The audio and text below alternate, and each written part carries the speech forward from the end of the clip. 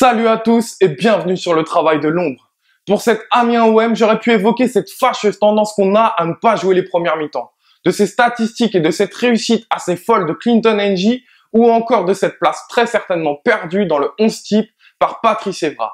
Mais j'ai choisi de m'attarder sur ce changement tactique opéré depuis 2 matchs, tant attendu, tant espéré par tellement de monde avec ce fameux 4-2-3-1.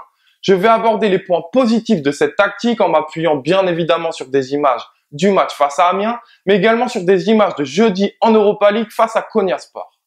D'abord, premier point, évident certes, mais important de souligner, c'est qu'on passe d'un milieu de terrain défensif à 2. On vient donc densifier ce cœur du jeu et donc par conséquent ratisser plus de ballons, amener un impact physique plus important et bien sûr protéger bien mieux nos défenseurs centraux.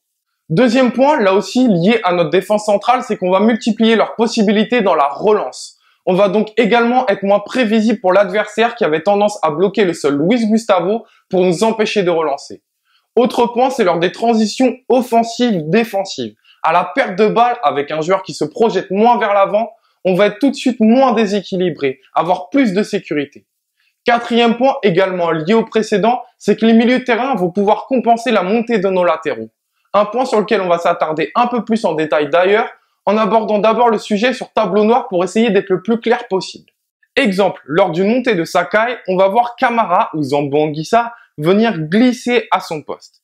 Là même, évidemment, de l'autre côté, lorsque Amavi va monter, se projeter vers l'avant, c'est Luis Gustavo qui glissera à sa place. La preuve ici en image face à Konyaspor où on peut voir d'ailleurs chose intéressante, la communication entre Luis Gustavo et son coéquipier. Il lui indique qu'il peut monter et qu'il va venir sécuriser son côté.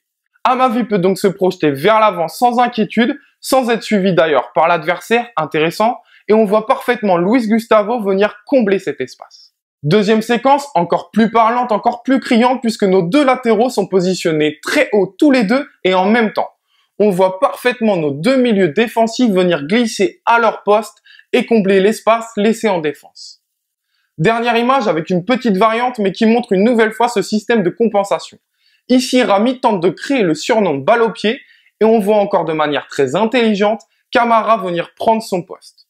Et enfin, dernier point positif que j'ai effleuré lors de l'atout précédent et qui en est certainement la conséquence, c'est qu'on voit énormément nos latéraux se projeter vers l'avant, amener un apport offensif très intéressant.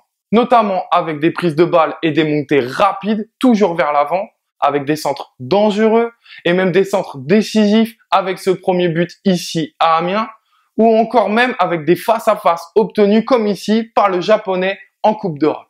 Alors évidemment, on peut y ajouter des points positifs, comme par exemple le repositionnement de Dimitri Payet en meneur de jeu, son poste de prédilection.